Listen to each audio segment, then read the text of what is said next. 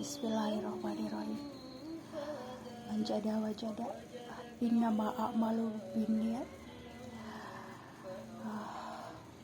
Allahu Akbar. La haula wala quwata illa billah. Itulah yang aku ucapkan pagi ini ya, pagi yang indah. Selalu penuhi dengan rasa syukur. Coba kita sikapi sebuah permasalahan dengan bijak, khususnya di negara kita ya.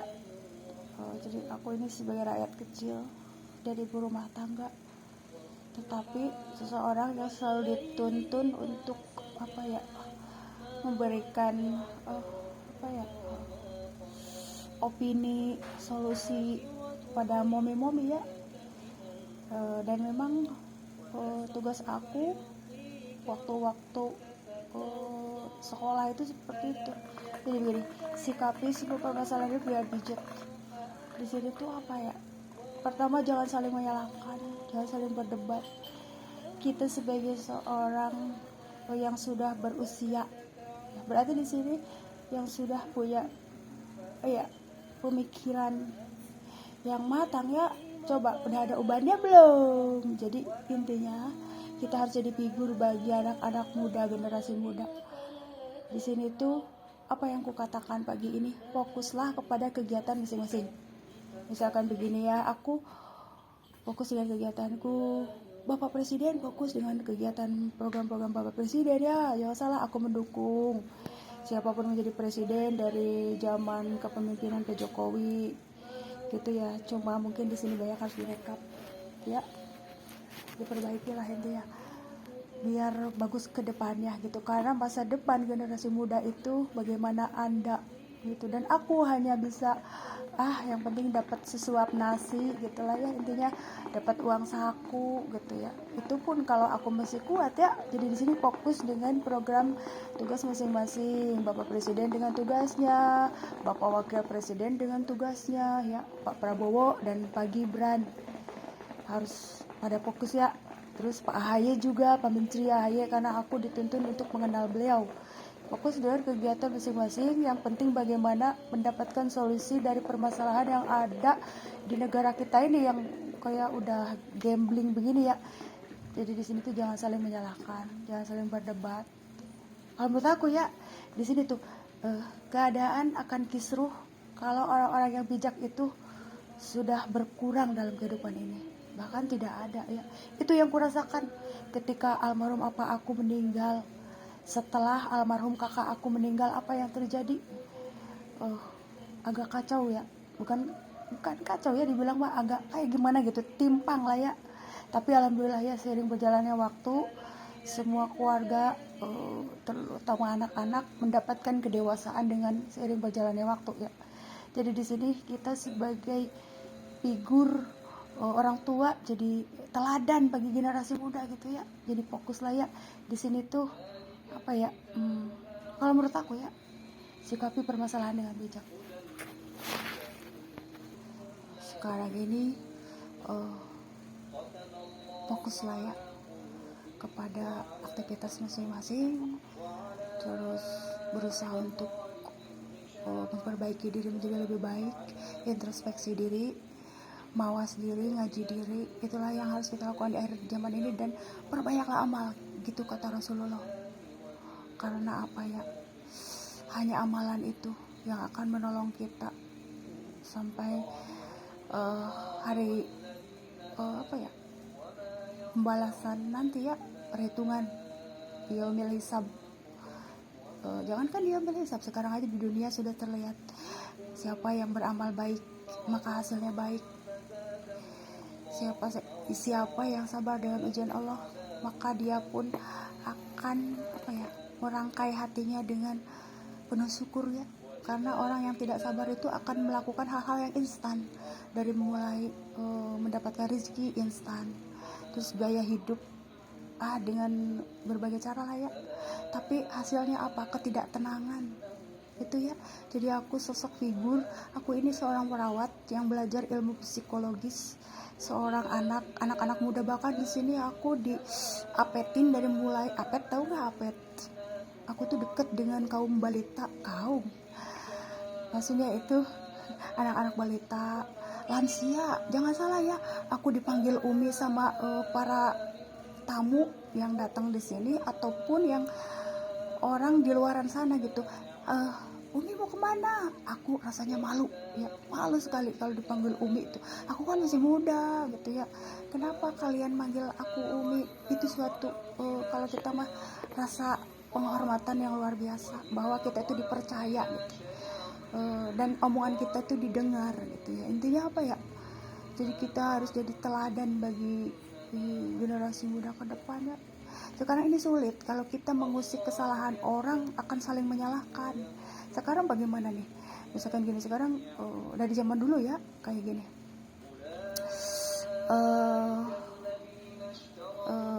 Kalau kita mendapat gini loh, kalau ingin mendapatkan pekerjaan ada unsur kolusi, bukan kolusi, apa namanya, nepotisme, kolusi, korupsi. Sekarang kalau kita bahas masalah orang-orang yang berkorupsi, mana ada yang mau mengaku bener ya? Karena apa?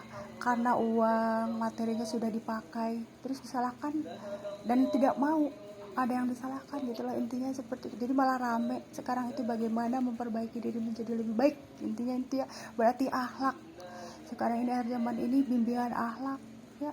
Kalau tanpa kesadaran mah sulit atau ya semuanya. Terus orang itu berbuat sesuatu karena sesuatu hal, gitulah intinya. Jadi kenapa orang itu melakukan hal tersebut? Jadi kita itu gimana ya, sulit lah. Nanti mah yang ada huru hara kali ya, huru hara lah ya. Jadi karena sudah global ya, sepertinya akhir zaman ini banyaknya para korupsi itu udah mewabah ya. Tapi mau bagaimana lagi ya, kita tidak mungkin kayak gini, kembalikan aset ya, aset.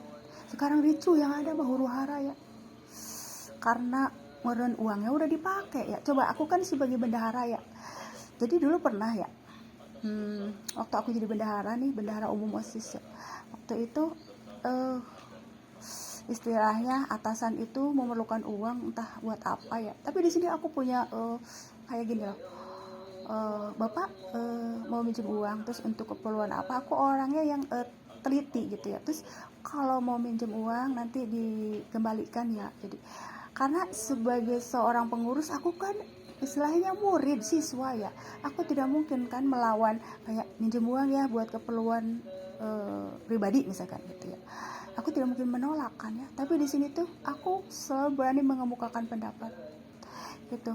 Kalau mau minjem uang uang organisasi silakan gitu, tapi dengan konsisten mengembalikan pada tanggal yang aku sebutkan. Aku apa ya, tipe orang yang konsekuen gitu ya. Dan si bapak juga, oh iya Lis, gak apa-apa nanti bapak balikin. Sepertinya waktu itu ada keperluan apa, dan memang kita selalu menyelesaikan semua permasalahan dengan kekeluargaan, jadi dibawa gitu.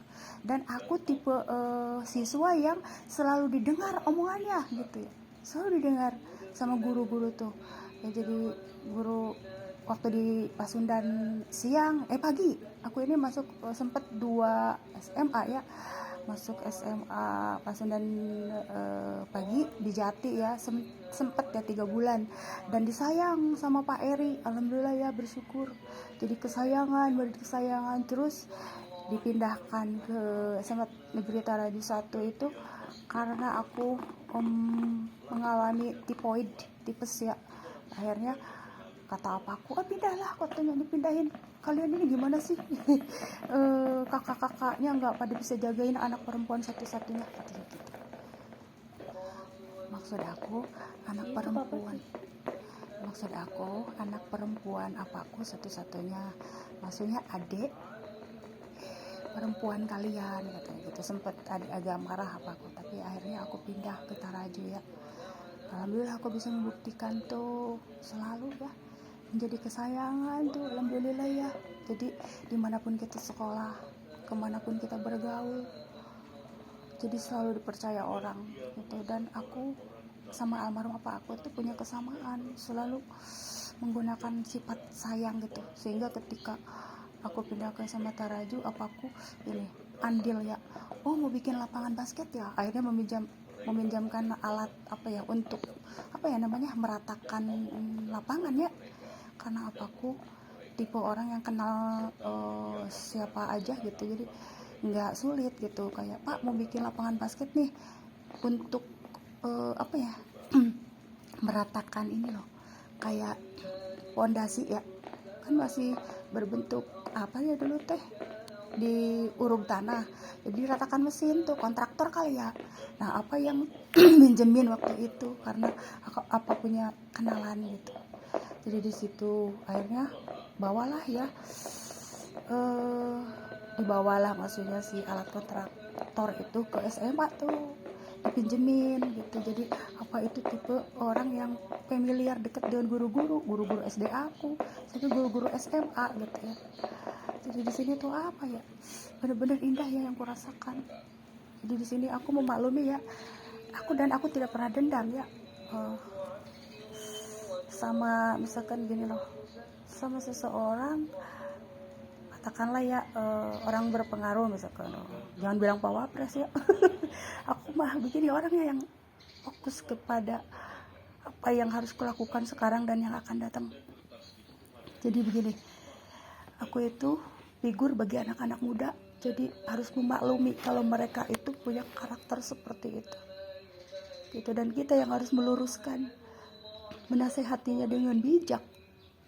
Coba deh sekarang ini kita kumpul dengan orang-orang yang bijak, adem rasanya ya. Dan aku mengenal sosok nih, Bapak Ecep Suwadaniasa adalah sosok yang bijak ya, yang aku kenal ya. Beliau itu selalu, kalau kita mah adu argumen sama aku ketika aku sakit kista, jadi beliau datang nengok dan selalu memberikan nasihat sama aku ya. Jadi aku merasa, oh iya ternyata ada yang bijak juga selain sepeninggal apaku gitu, almarhum apaku. Enak kalau sharing sama Bapak Ecep tuh ya, di keluargaku ya. Kalau kita sharing bersama orang-orang yang bijak tuh bener adem rasanya ya.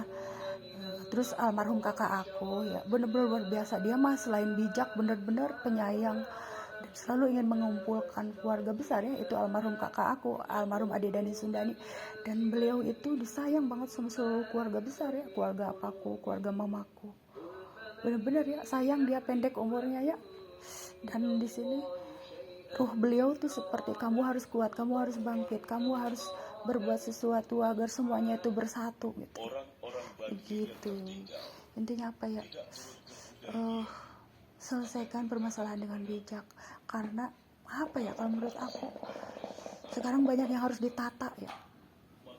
Ditata ya, benar-benar keadaan di negeri kita itu udah carut marut ya, terutama dari segi apa ya, semua tatanan kayaknya ya, semua tatanan kehidupan ya.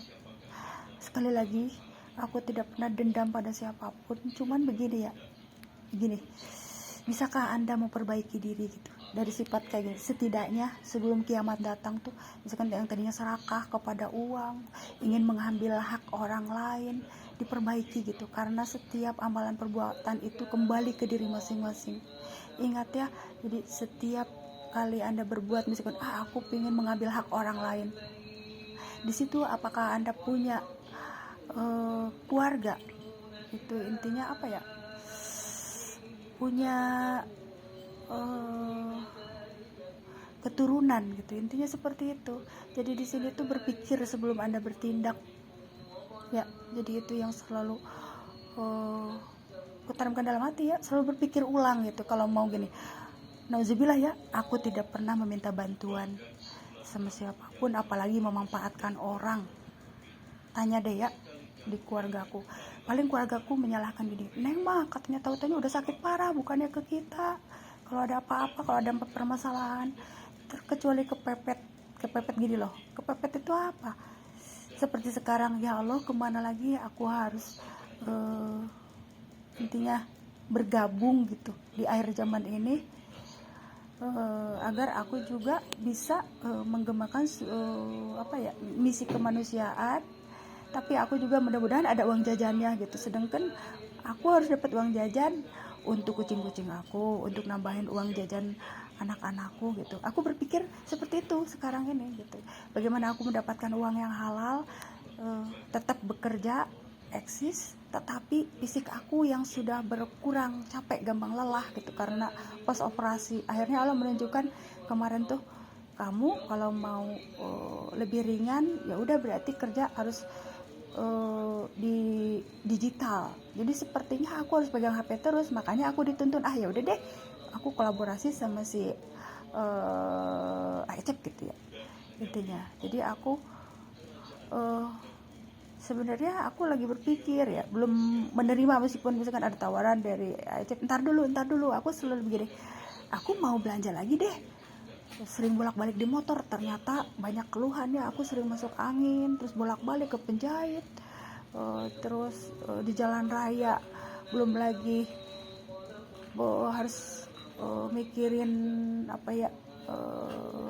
ngerawatin kucing-kucing, dan kondisi alergiku yang lumayan luar biasa ya, kambuh ketika bersentuhan dengan debu-debu nih, aku juga lagi bingung ya.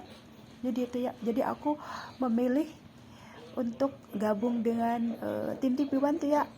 Bersyukurlah ya aku mengenal Pak Adri Bakri itu ya, selain Acep ya. Jadi aku tidak bertujuan untuk komersil ya, tapi lillah ya. Aku mengenal kalian, maksudnya mengenal Pak Adri, selain Acep, dengan rasa penuh syukur dan kasih sayang sebagai seorang mitra, sahabat gitu. Sahabat susah loh ya, sahabat di sini aku banyak mengenal teman sahabat, tapi sebaik-baik sahabat adalah yang saling mengingatkan dalam kebaikan itu ya. Karena banyak sahabat-sahabat yang hanya untuk hura-hura, ketika kita lagi down, jatuh, mereka tidak peduli, tapi ketika kita banyak uang, mereka pada datang. Tapi aku bersyukur ya, sahabat-sahabat yang kutemukan semuanya konsekuen ya. Tapi ada juga yang kayak gini, tadinya baik ya, tetapi karena sesuatu hal perpolitikan jadi berubah gitu. Tapi tugas aku adalah meluruskan itu. Kenapa seperti itu? Bahkan di sini ada orang lugu yang dekat dengan aku dimanfaatkan gitu. Tidak boleh seperti itu ya, karena dosa ya, memanfaatkan orang-orang lugu untuk perpolitikan itu dosa besar ya, karena dia itu sifatnya kayak gitu, kayak gini ya. Dia itu terbiasa aku tuntun gitu ya, kamu harus begini ya, kamu harus begitu ya, misalkan kamu harus berbuat ini ya, iya bu gitu ya, iya cuman gitu-gitu doang, iya, terus dipakai alat gitu ya, alat perpolitikan. Kasihan ya mereka itu, segitu pemikiran mereka gitu. Di situ dosanya ya, dosa ya, orang-orang yang lugu itu dijadikan alat gitu ya. Karena itu yang ku dapatkan dari apa yang ku alami ya, di negeri ini gitu ya. Mohon maaf aku tidak membuka aib ya, tapi ini sebagai perbaikan bagi kita di negeri kita, agar kita itu masih punya kehidupan yang enak gitu ya. Coba ciptakan kehidupan yang enak ya. Itulah yang ingin ku sampaikan dulu ya. Mudah-mudahan bisa dimengerti lah ya. Jadi kita fokus berusaha bijak lah ya, karena di sini tuh kita menjadi dewasa, bagaimana kita bergaul, dengan siapa kita bergaul, terus waktu yang mendewasakan. Dan tidak ada begini loh ya, biasanya kalau sudah gaul dengan aku, bergaul, mereka itu akan alhamdulillah ya, berpikiran positif, berprasangka baik sama denganku gitu ya. Alhamdulillah ya, aku ini tipe orang yang welcome. Dan aku mendoakan mudah-mudahan yang punya sifat karakter, misalkan dari ayah ibunya itu banyak yang negatifnya, terus setelah kumpul sama aku ada perbaikan gitu, karena dinasihati terus gitu ya. Jadi gimana ya, jadi itulah gunanya Wiro konsultan, kata aku. Kalau kata Hafiz Ahmed, aku reminder, katanya akhir zaman ini dijadikan reminder maksudnya. Jadi gunanya yang saling mengingatkan dalam kebaikan itu untuk preventif, jangan sampai terjadi udah terlanjur gitu. Coba kata-kata terlanjur itu kalau kita digubah gitu, jangan terlanjur, tapi remove apa improv Jadi itulah intinya ya, jadi perbaiki, sekarang fokus ke aktivitas masing-masing ya. Sekarang tugasnya Bapak Presiden dengan program-programnya, Bapak Wakil Presiden ya, periodenya Pak Prabowo, Pak Gibran ya sekarang. Terus Pak Menteri AHY fokus juga dengan program-programnya, tapi ingat, jangan yang udah lalu, kesalahan-kesalahan yang lalu biarlah berlalu, tapi jangan diulang. Itulah yang ingin ku sampaikan ya, sebagai seorang rakyat. Aku hanya memberikan masukan ya. Dulu mah ada kotak saran ya, harusnya ada kotak saran tuh ya. Coba sekarang kotak sarannya ke aku lah ya. Dan momi-momi kemarin pada ngomong masukan, dan aku berusaha memberikan menenangkan gitu ya. Ini gimana dengan masalah ini? Akhirnya kadang-kadang aku juga ikut emosi karena omongan mereka juga ya. Jadi gini, nih gimana masalah ini? Gimana masalah itu? Termasuk ada masalah-masalah yang ricuh kemarin tuh MBG gitu ya. Dan kadang-kadang aku pun ikut agak emosional, tapi diredam juga. Oh berarti kalian sekarang begini, Momi, sekarang jangan komplain mau uangnya mau apa, yang penting kalian bersyukur masih dikasih makanan, kata aku. Habis katanya itu, ini ya masukan ya, habis katanya tidak matching itu menunya, katanya gitu. Kata aku biarlah sekarang mah semaunya mereka, mungkin mereka juga riwe ya ngatur. Jadi sebenarnya gini, menunya kurang matching katanya, misalkan tidak apa ya, tidak cocok mungkin ya, kalau misalkan masa katanya burger sama tempe gitu ya. Intinya seperti itu ya, ini masukan ya dari momi-momi gitu ya. Dan aku yang harus bertugas untuk menenangkan mereka, namanya rakyat mah dikasih makanan diomongin, nggak dikasih apalagi. Itu rakyat dilema serba-salah. Itulah ya fungsinya kita sabar menghadapi rakyat, itu harus sabar mengayomi, bukannya dendam. Kalau ada ini rakyatnya gimanain itu, jangan, salah itu ya. Jadi seorang apa ya, yang berada di atas itu harus mengayomi, dan mereka rakyatnya seperti itu. Coba dikasih ngomongin, nggak dikasih apalagi, coba. Aku akan beritahu ya, jadi aku kan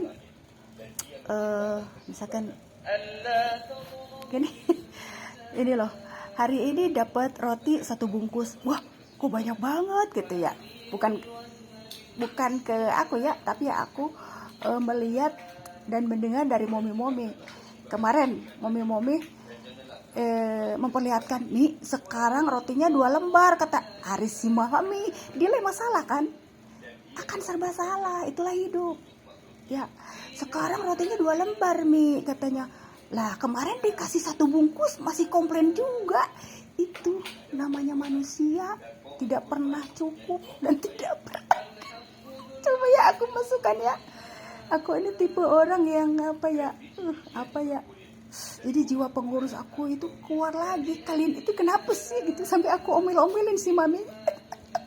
Akhirnya apa kataku, udah biarin aja mereka dengan program-program mereka. Yang terpenting mereka itu kayak gimana ya, kesalahan di masa lalu tuh jangan diulang gitu.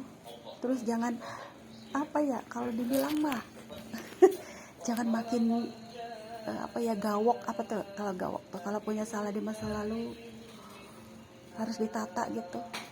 Jadi jangan mengecewakan rakyat lah. Kalau rakyat memang bagus seperti itu gitu, dikasih kebaikan ngomongin, nggak dikasih kebaikan apalagi ya. Jadi harus ditata dengan dengan lapang hati lah ya. Jadi jangan dendam ya, karena kita itu pengurus itu harus bisa ngayomi. Kalau ada rakyat ngomong seperti ini itu tuh jangan dendam. Awas akal, malah aku ancam ya, kamu gini, jangan seperti itu sayangku. Aku ini kan pengurus dari cukup sampai SMA ya. Jadi aku mah tidak pernah mau jadi ngurusin yang setelah SMA, jadi dilimpahkan ke yang lain ya.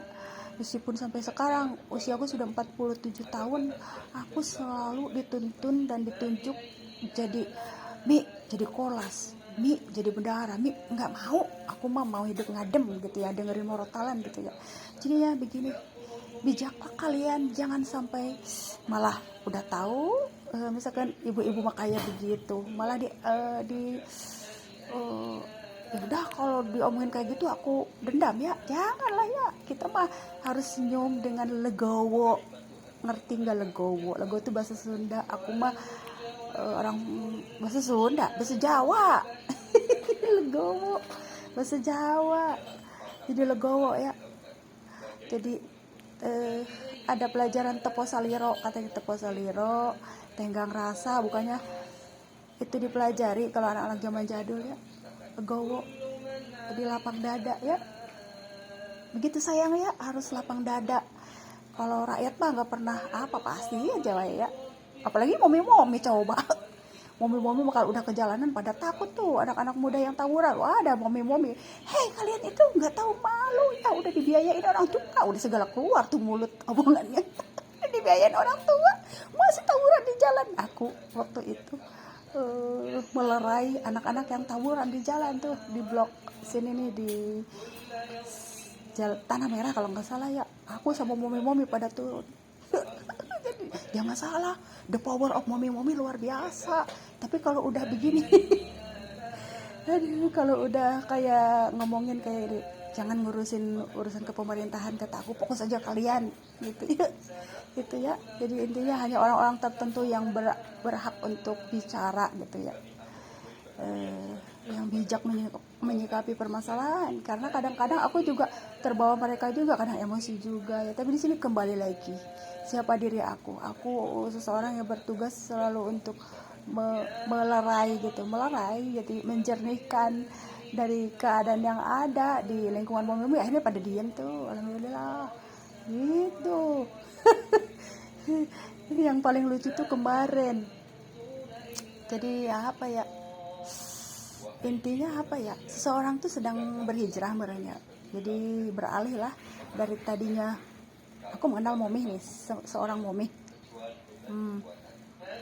Kalau yang momi non muslim itu alhamdulillah ya, solusinya sudah terselesaikan waktu itu. Sharing sama aku, Umi aku gimana, katanya mau masuk SMA anakku, tapi bingung katanya SMA mana, terus bagaimana caranya katanya. Terus dia juga punya masalah dengan suaminya yang non muslim waktu itu.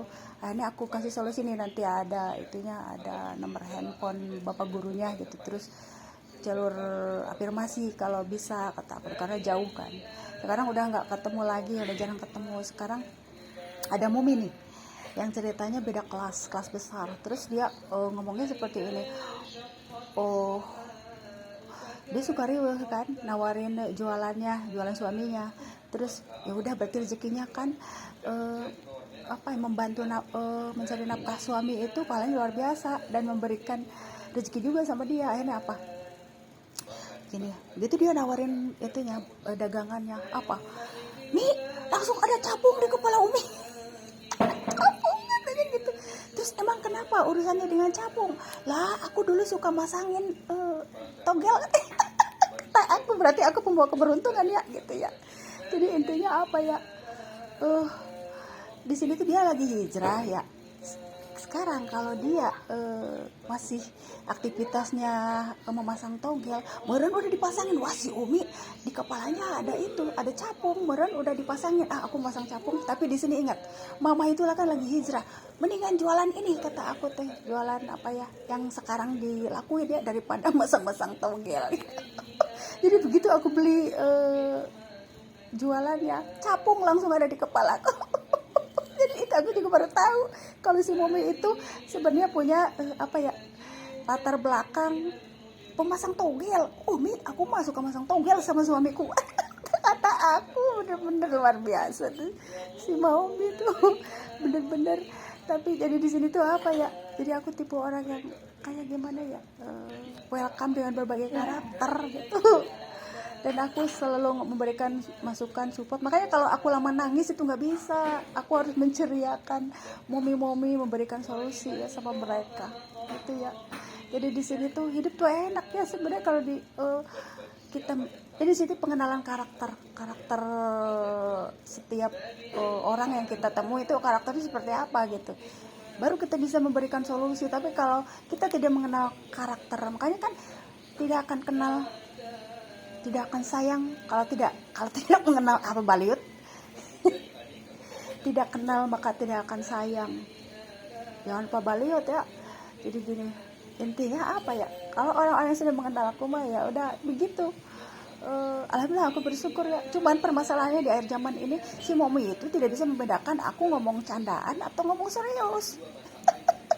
Gitu ya, bener-bener kata aku tuh, kan gini ya, jangan ngebahas lagi itu, yang penting fokus lah ya. Sekarang fokus, dan aku mengucapkan terima kasih yang sebesar-besarnya kepada AEC TV One ya. Si Uwa udah 2 kali telepon terus tuh. Iya, kata aku tenang. Ma. Jadi gimana ya, sepertinya aku dituntun untuk merawat selalu gini loh. Aku waktu ke Tasik itu 3 bulan, aku ada uang, aku perbaiki kunci pintunya, kata mama teh rusak. Jadi aku harus andil gitu memperbaiki rumah yang di Dadaha untuk ngumpulin keluarga, sebenarnya tujuannya itu. Jadi begitu aku datang, semua tetangga pada datang, terbuka lah ya, jadi open house. Kakak-kakak sepupu aku juga pada datang.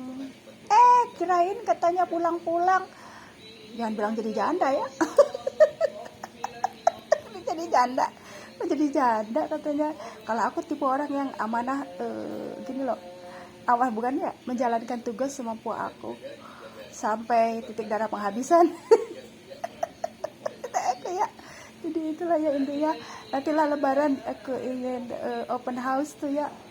Lagi dibedain dulu, mama aku ya lagi gini, ya sanyonya katanya lagi riweh, cep tuh.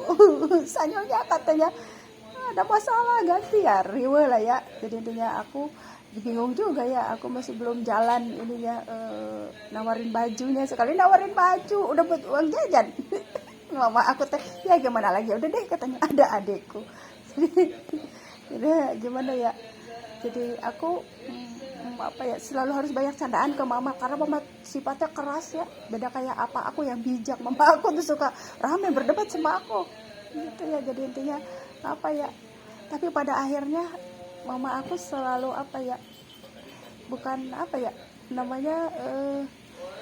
menerima akhirnya gitu. Sama kayak cadaran dulu, Neng katanya kalau cadaran jangan full, katanya kayaknya kok nggak kelihatan, katanya cuma matanya doang. Mama aku sukanya tuh cadar yang tali doang, jadi nggak pakai ini nih. Mama aku tuh seneng cadarnya tuh yang tali doang gitu. Gini aja kata, di tali. Oke, terima kasih Ma masukannya gitu. Kalau terlalu ketutup katanya, sempet aku kan memakai cadar yang waktu itu terlalu pull up waktu anakku silat ya. Waktu aku ngantar silat tuh, jadinya terlalu full, akhirnya agak kayak susah gitu buat lihat ya. Nah, terus aku banyak masukan dari mama kan, oke gitu. Di sini kalau cadar tali selalu melorot, yang aku rasakan tuh, jadi terus sakit juga ke telinga. Akhirnya yang penting aku nyaman gitu, dan aku sudah membuktikan ke mamaku tidak memaksakan kehendaknya gitu. Jadi menerima akhirnya, karena mamaku itu tipe orang yang harus kayak mama harus kayak mama gitu tipenya. Jadi sulit ya kalau menghadapi karakter seperti sifat si mama. Tapi alhamdulillah aku bersyukur ya, pada akhirnya ada kebaikan, kebijakan, dan kebijakan itu dari kita gitu. Kitanya yang harus meyakinkan. Coba mama kalau lagi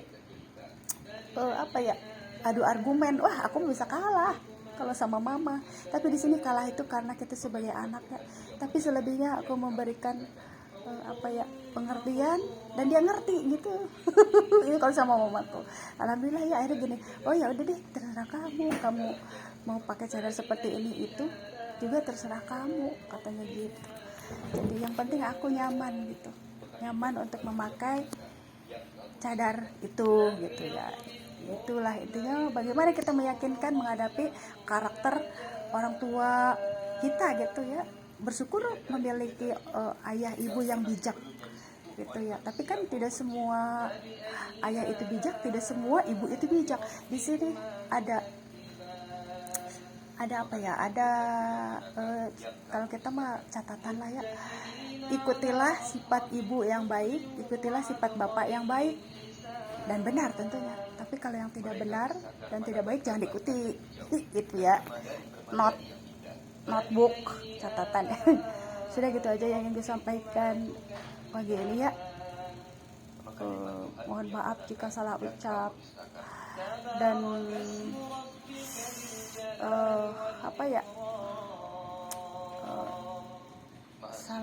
salah ucap terus dari semua hilap aku ya.